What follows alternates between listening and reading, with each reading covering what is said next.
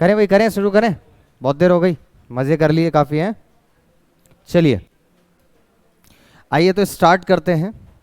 देखो हमने बात करी थी कंपाउंड इंटरेस्ट। कंपाउंड इंटरेस्ट का मतलब क्या होता है? इंटरेस्ट पर इंटरेस्ट लगना। पहले सिंपल इंटरेस्ट में जो इंटरेस्ट लग रहा था वो प्रिंसिपल पर लग रहा था, बट अब कंपाउंड इंटरेस्ट में जो इंटरेस्ट लगता है वो किस पर लगेगा? आपके पास अमाउंट पर। तो पहले 100 का 10% ₹10, फिर 110 का 10% ₹11, 121 का 10% 12.1। मीन्स इंटरेस्ट के ऊपर भी इंटरेस्ट लगता चला जाएगा। इसको बोलते हैं हम कंपाउंड इंटरेस्ट। तो ऑब्वियसली कंपाउंड इंटरेस्ट ज्यादा होगा as compare to simple interest. अगर सेम पीरियड की बात करें तो कंपाउंड इंटरेस्ट ज्यादा आएगा। इसमें अमाउंट का फॉर्मूला है हमारे पास, amount is equals to principal into 1 plus R upon 100 raise to power n. R upon 100 को क्या बोलते हैं अपन? आई बोलते हैं। तो हम इसको ऐसा भी लिख सकते हैं, principal into 1 plus i raise to power n. ये हो गया अमाउंट का फॉर्मूला।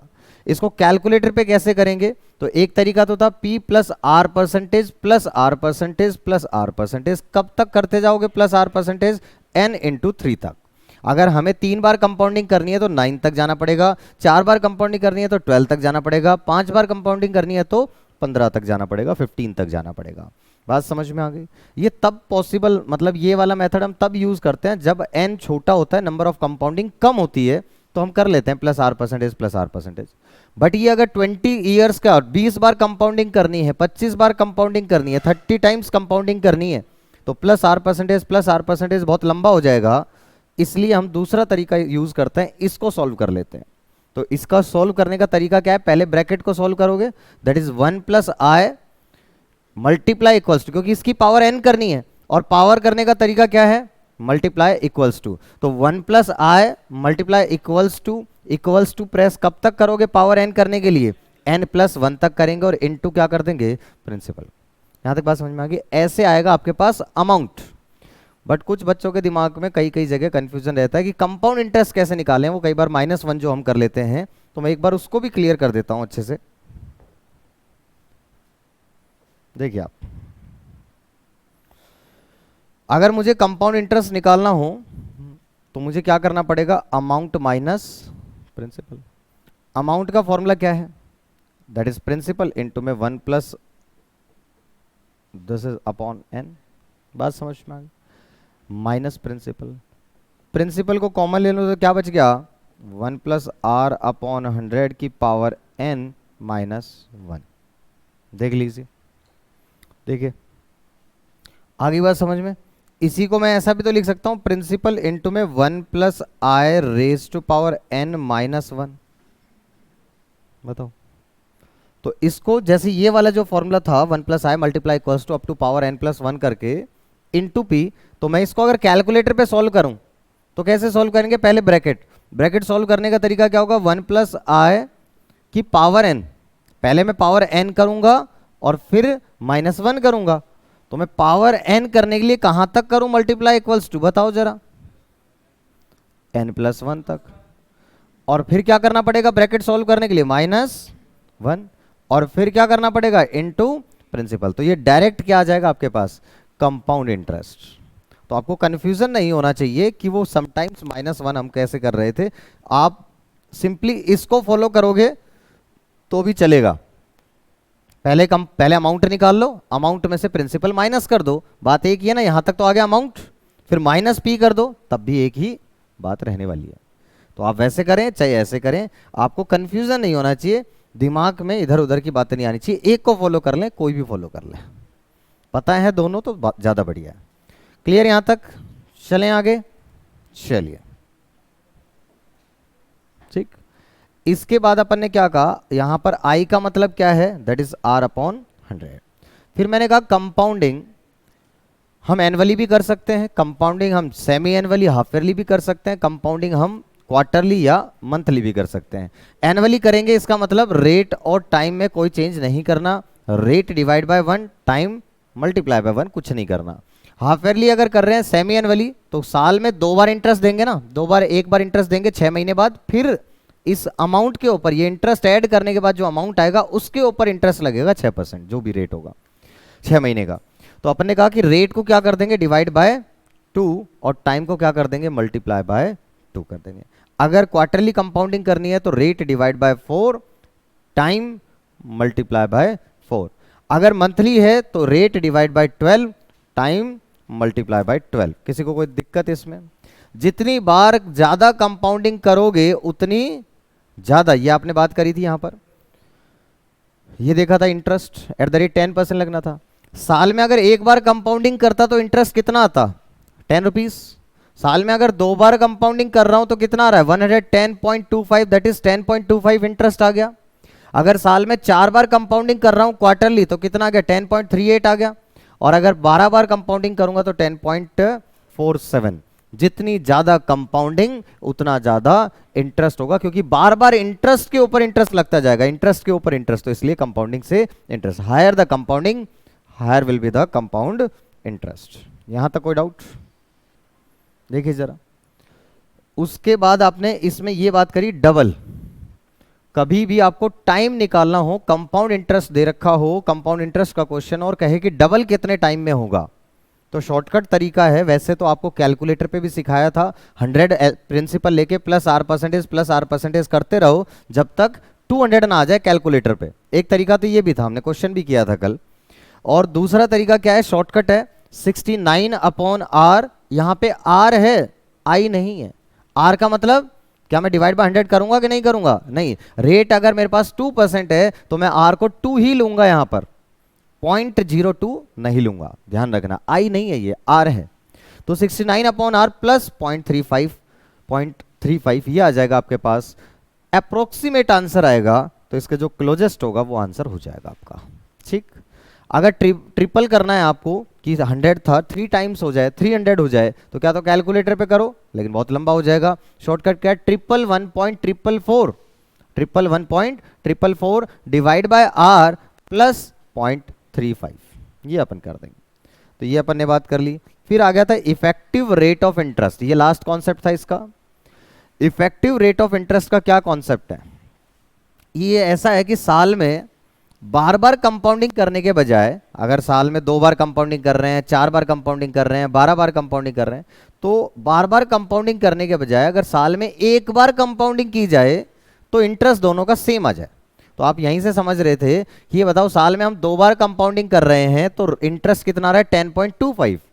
अगर मैं साल में एक बार कंपाउंडिंग करूं और इंटरेस्ट तब भी कितना आ जाए, 10.25 ही आ जाए, तो रेट क्या होगा, 10.25% ही तो होगा। 100 पर कितना परसेंट लगाऊं, 10.25%। बात समझ में आ गई? ऐसे ही अगर मैंने साल में 4 बार कंपाउंडिंग करी तो इंटरेस्ट 10.38 आया। अब अगर मैं साल में एक बार कंपाउंडिंग करना चाहता हूं तो किस रेट से कंपाउंडिंग करूं कि इंटरेस्ट तब भी 10.38 आ जाए, तो 100 ले रखा है मैंने, तो इसलिए 10.38% ही आएगा। समझ में आई बात? इसी तरीके से साल में 12 बार कंपाउंडिंग करी तो इंटरेस्ट आया 10.47, तो साल में अगर एक बार कंपाउंडिंग करूं तो तब भी इंटरेस्ट कितना आ जाए, 10.47 ही आ जाए। बताइए किस रेट से कंपाउंडिंग करूं, 10.47%। समझ में आ गया? तो इसका शॉर्टकट निकाल लिया अपन ने। यहां पे कैलकुलेटर पे कैसे करेंगे, तो हमने कहा 100 प्रिंसिपल ले लो, तो 100 plus r percentage up to n into 3, और फिर क्या कर दें, -100, तो वो ऑटोमेटिक इंटरेस्ट आ जाएगा। एक साल में कितना इंटरेस्ट लगा वही रेट होता है, क्योंकि प्रिंसिपल क्या ले रखा आपने, 100 ले रखा, उसको मल्टीप्लाई करने की जरूरत नहीं पड़ी 100 से।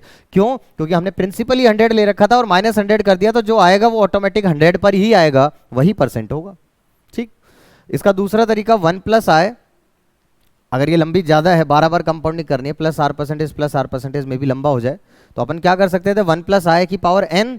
तो 1+i की पावर n क्या होता है, 1+i multiply equals to up कहां तक जाएंगे, n+1 तक। अब समझ में आया ये -1 पहले क्यों किया? मैंने अभी बताया था आपको कि जब हमें कंपाउंड इंटरेस्ट निकालना होता है तो क्या कर देते हैं, -1, या आप क्या करते, पहले इंटू 100 कर लेते और फिर -100 कर देते, तो बात तब भी एक ही आती। किसी को कोई डाउट है इसमें? इंटू 100 -100 कर लो तब भी एक ही बात है, या -1 इंटू 100 कर दो तब भी एक ही बात है। उसमें कॉमन लेके कैलकुलेशन हो रही है, जो मैंने अभी सिखाई थी आपको। आया समझ में? नहीं आया? किसी के मन में कोई भी डाउट हो तो बता देना, क्योंकि जब हम इसको इतनी बार कर रहे हैं तो अब डाउट नहीं रहना चाहिए, क्लियर होना चाहिए हमें कि अच्छा ये क्यों हो रहा है, ऐसा क्यों कर रहे हैं। क्लियर यहां तक? तो ये मैंने बताया था कि ये शॉर्टकट यहाँ पे बता भी दिया था कि -1 कैसे आ रहा है, ये मैंने यहाँ पर भी बताया था आपको। प्रिंसिपल में से देख लो, प्रिंसिपल कॉमन ले लिया तो ये आ गया। अब इसको सॉल्व जब कैलकुलेटर पे करेंगे तो ऐसा करेंगे, ठीक। या आप ये ना करना चाहे तो क्या करेंगे, × 100 पहले अमाउंट आ जाएगा और -100 कर दो तो इंटरेस्ट आ जाएगा। समझ में आ गया, ठीक। इसी के साथ ही हमारे पास हो गया था। क्वेश्चन थे कुछ, एक आधे क्वेश्चन अच्छे क्वेश्चन थे जिसमें से मैं आपको बता देता हूँ, ये तो सब नॉर्मल थे, कंपाउंडिंग करनी थी।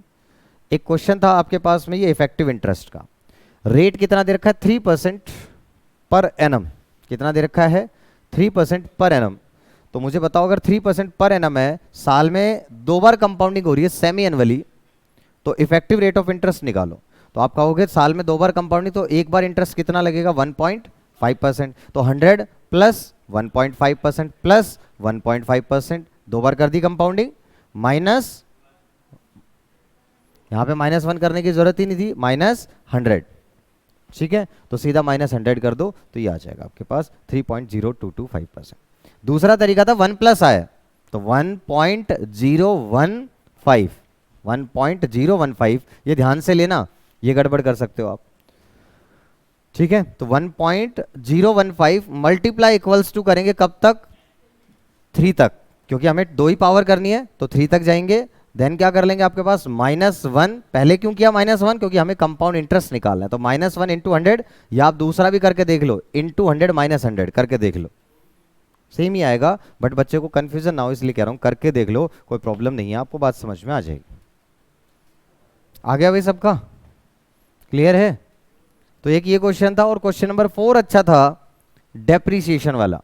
डेप्रीसिएशन में भी कंपाउंडिंग लगती है बट उसमें प्लस के बजाय माइनस होता है, WDV जो आएगी उसके ऊपर डेप्रीसिएशन लगता है, फिर WDV जो आएगी उसके ऊपर डेप्रीसिएशन लगता है। तो कॉन्सेप्ट सेम चल रहा है बट उसमें प्लस के जगह फॉर्मूले में क्या आ जाएगा, माइनस। ये मैंने आपको बताया था। तो हमने कहा 1 लाख की मशीन है, उसकी स्क्रैप वैल्यू 10 साल के बाद कितनी बच जाएगी, लाइफ निकालनी है, उसकी स्क्रैप वैल्यू 30,000 बचेगी, डेप्रीसिएशन रेट है 20%। तो कैलकुलेटर पे करने का तरीका 1 लाख -20% तब तक करते जाओ जब तक कैलकुलेटर पे क्या ना आ जाए, 30,000। अब अगर एग्जैक्ट 30,000 नहीं आ रहा है, पहली बात तो एग्जैक्ट आ जाता तो बात ही खत्म हो जाती, तब तो हम n × 3 करते और वो निकाल लेते, नंबर ऑफ ऑपरेशन को डिवाइड बाय 3 करके n आ जाता, लाइफ आ जाती। ये बात सबको समझ में आई क्या, 1 लाख -20% तब तक करते रहो जब तक कैलकुलेटर पे 30,000 ना आ जाए। अगर ये एग्जैक्ट 30,000 आ जाता कैलकुलेटर पे तो अपन नंबर ऑफ ऑपरेशन देखते, और क्योंकि नंबर ऑफ ऑपरेशन n × 3 चलता है तो जो भी नंबर ऑफ ऑपरेशन उसको 3 से डिवाइड कर दो, n की वैल्यू आ जाती। लेकिन क्योंकि ये 30,000 एग्जैक्ट नहीं आ रहा है तो हमें थोड़ा पहले देखना पड़ेगा, थोड़ा बाद देखना पड़ेगा। तो 30 से पहले वाली कौन से नंबर पे नंबर ऑफ ऑपरेशन 15 था, तब वैल्यू आ रही थी 32,768, और जब ये 18 है तब वैल्यू आ रही है 26। तो क्यों अब हमें बीच में पहुंचना पड़ेगा, this process is known as interpolation, interpolate करना। तो इसको कैसे करते हैं वो देख लो, पहले n निकाल लो। तो 15 पर n कितना होगा, डिवाइड बाय 3 करोगे तो 5 आ जाएगा, और 18 पर कितना हो जाएगा, डिवाइड बाय 3 करोगे तो 6 आ जाएगा। अब देखो 5 साल पर कितनी वैल्यू बची, स्क्रैप वैल्यू 32,768। 6 साल के एंड पर कितनी बची, 26,214। बट हमें तो सिर्फ 30,000 तक पहुंचना है, तो 5 से आगे बढ़ना पड़ेगा। तो 5 ईयर प्लस कितना आगे बढ़ना पड़ेगा, अच्छा ये देखो 1 साल आगे बढ़ूंगा तो वैल्यू कितनी कम हो जाएगी, 6553.6। लेकिन मुझे तो बढ़ना कितना है, सिर्फ 30 तक जाना है, तो कितना आगे बढ़ना है, 2768। तो सिंपल 2768 अपॉन 6553 इनटू में इनका डिफरेंस, इनटू में 1। ये मैंने यूनिटरी मेथड से भी समझाया था। 1 साल आगे चल रहे हैं तो वैल्यू कितनी आगे बढ़ जाएगी, 6553.6 वैल्यू कम हो जाएगी। अगर 1 रुपए वैल्यू कम करनी है तो कितना आगे बढ़ना पड़ेगा, 1 अपॉन दिस ईयर। और अगर आपको इतनी वैल्यू कम करनी है 2768 तो आप मल्टीप्लाई कर दो, तो इसको इसमें ऐड कर दिया। बोलो क्या बात समझ में आती है, क्लियर यहां तक। तो ये क्वेश्चन बढ़िया था। उसके बाद तो ये नॉर्मल था आपके पास। इस क्वेश्चन में मैंने आपको करेक्शन करवा दी थी, 688 की जगह 888.50 था। ये तो नॉर्मल था आपके पास। हाफ ईयरली कंपाउंडिंग करनी है, जब हाफ ईयरली कंपाउंडिंग करनी होता है तो rate divide by 2 time multiply by 2। तो ये आपने कर लिया था 1000 के ऊपर कैलकुलेशन। किसी कोई डाउट इन क्वेश्चन में, ये तो नॉर्मल ही थे। फिर मैंने आपको ये करवाया, फिर मैंने कहा था जब जब प्रिंसिपल, अच्छा जैसे ये वाला क्वेश्चन था, क्वेश्चन नंबर 6, ये क्वेश्चन क्या था कि आपके पास 40 टाइम्स इंक्रीज हो जाए, 40% इंक्रीज हो जाए, किस चीज में देखना, क्वेश्चन नंबर 6 में, पॉपुलेशन में। पॉपुलेशन में अगर 40% इंक्रीज हो जाए तो हर साल कितना परसेंट हो रहा है, 2%। तो आप कैलकुलेटर पे कैसे करेंगे इसको, 100 प्लस 2% प्लस 2% प्लस 2% तब तक करेंगे, जैसे अभी मशीन वाला था ना, माइनस करते जा रहे थे, जब तक ये 140 ना जाए। अब ये एग्जैक्ट आ गया तो बात क्लियर हो गई। अगर ये एग्जैक्ट नहीं आता तो फिर वही इंटरपोलेशन करना पड़ता हमें। बात समझ में आई? तो ये 140 कितने पे आ रहा है, 51 पे, तो n कितना हो जाएगा, डिवाइड बाय 3, दैट इज 70। और जब भी हमें प्रिंसिपल निकालना हो तो क्या करते हैं अपन, ऑप्शन को यूज करते हैं। ये आपने देख लिया था कैसे करना है। अच्छा ये बताओ, compound interest minus simple interest को कैलकुलेटर पे कैसे सॉल्व करते हैं, ये इंपॉर्टेंट क्वेश्चन है आपके पास। तो कैसे सॉल्व करेंगे देखो जरा, पहले कंपाउंड इंटरेस्ट निकालो। कैसे निकालते हैं अपन, कितना निकालना है आपके पास, प्रिंसिपल ऑप्शन से लेना पड़ेगा। मान लो 3000 है ना, वैसे इसी को ले लेते हैं 10,000। तो 10,000 के ऊपर compound interest plus 6% plus 6% plus 6%, 3 साल का लगाना है, 3 बार कर दो। उसके बाद ये कंपाउंड इंटरेस्ट नहीं आएगा, ये आएगा अमाउंट, तो माइनस 10,000। अब ये आ गया कंपाउंड इंटरेस्ट। अब इसमें से माइनस करना है तो इसको किस में डालना पड़ेगा, मेमोरी में, m प्लस। और फिर सिंपल इंटरेस्ट निकालो। सिंपल इंटरेस्ट निकालने का तरीका, 10,000 पर कितना परसेंट, 6%, 1 साल का आ गया, इनटू में 3 कर दो, 3 साल का आ जाएगा। और इसको माइनस करना है क्योंकि सिंपल इंटरेस्ट है, तो m माइनस, और फिर मेमोरी रिकॉल कर दो MRC, तो यह आंसर आपका सेम आ जाएगा। आपको बिना लिखे कैलकुलेटर पे अब क्लियर हो जाना चाहिए जल्दी जल्दी। इसको बार बार जब प्रैक्टिस करोगे तो ये आएगा। चैप्टर बड़ा इंपॉर्टेंट है, पास होने के लिए ये चैप्टर बहुत ज़्यादा जरूरी है, ठीक है ना। जब 12-13 नंबर का या 15 नंबर तक का चैप्टर आ रहा है तो उस सिचुएशन में हम रिस्क नहीं ले सकते, ठीक है। ये देख लो, लाइफ थी 10 साल, सॉरी लाइफ है 10 साल, कॉस्ट है 10,000, रेट है 10%, स्क्रैप वैल्यू कितनी होगी। तो क्या करते जाओ, माइनस करते जाओ। तो क्या करोगे आप, 10,000 माइनस 10% माइनस 10% माइनस 10%, कब तक करोगे, 10 साल जाना है तो 10 इंटू 3 30 तक। क्या तो ये तरीका अपनाओ, या फिर 1 माइनस आए, यहाँ 1 प्लस के बजाय क्या करना है, डेप्रिसिएशन के क्वेश्चन में 1 माइनस आए, तो ये तो था 1 और माइनस आए कितना हो गया, 0.1, 10% है ना, तो आए कितना हो जाएगा 0.1, तो कितना आ जाएगा 0.9। इसकी पावर करनी है आपको 10, तो multiply equals to up to 11 तक, फिर आपको क्या करना पड़ेगा, इंटू 10,000। तो ये आपके पास में आ जाएगा कि 10 साल के बाद उसकी स्क्रैप वैल्यू क्या बच जाएगी। बात समझ में आ गई? आप दोनों में से कुछ भी तरीका अपना लें, वो आपको समझ में आना चाहिए। अगला था इफेक्टिव रेट का।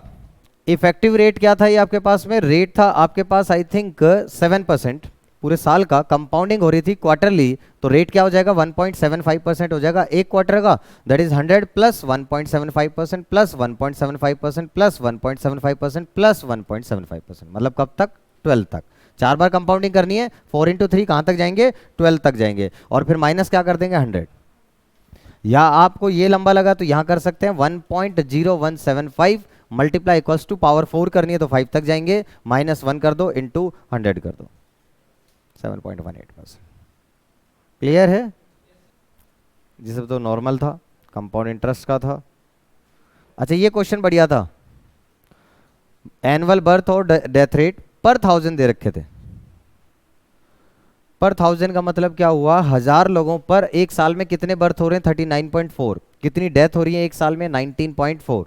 इसका मतलब पॉपुलेशन कितनी बढ़ रही है, 20 से। लेकिन 20 लोग कितने लोगों पर बढ़ रहे हैं, 1000 पर। कितना परसेंट पॉपुलेशन इंक्रीज हो रही है, 2%। अब इन्होंने पूछा क्या था कि कितने में डबल हो जाए, तो अब एक तरीका तो क्या है, 100 प्लस 2% प्लस 2% प्लस 2% करते जाओ जब तक क्या ना आ जाए कैलकुलेटर पे 200 ना आ जाए। अब ये आया 105 पर, तो डिवाइड बाय 3 कर देंगे, कितना आ जाएगा 35। एक तरीका तो ये है, और एक डबल का शॉर्टकट बताया था मैंने आपको, 69/r। r कितना है यहाँ पर 2%, तो 69/r 69/2 प्लस 0.35 दैट इज 34.85, तो ये कितना आ जाएगा अप्रोक्सीमेट 35 ईयर्स। इसको ऐसे प्रैक्टिस करनी होती है, जब जैसा कल क्वेश्चन किए तो आज करना है, आज करने के बाद कल भी देखना है, 2-3 दिन लगातार देख लो, भूलोगे नहीं। बोलो किसी को इस चैप्टर में, अच्छा ये लास्ट क्वेश्चन भी बढ़िया था, कंपाउंडिंग करनी थी क्वार्टरली, लेकिन टाइम पीरियड कितना था 6 मंथ्स। तो आपको थोड़ा दिमाग खुद भी लगा लेना, 6 महीने में कितने क्वार्टर आएंगे, 2 क्वार्टर आएंगे। तो कंपाउंडिंग कितनी बार होगी? 2 बार होगी। रेट कितना कर देंगे? रेट दे रखा था आपके पास 12% पर एनम, डिवाइड बाय 4। पूरे साल का है ना, पर एनम का मतलब है पूरे साल का रेट है, तो डिवाइड बाय 4 करोगे तो एक क्वार्टर का रेट आएगा 3%। और टाइम 0.6 मतलब 6 मंथ्स था, तो मैं उसको ईयर में लिखूं हमेशा, तो 0.5 ईयर्स इंटू 4, हमेशा टाइम को ईयर में लिखो और फिर मल्टीप्लाई कर लो, तो आपको कोई दिक्कत नहीं आएगी।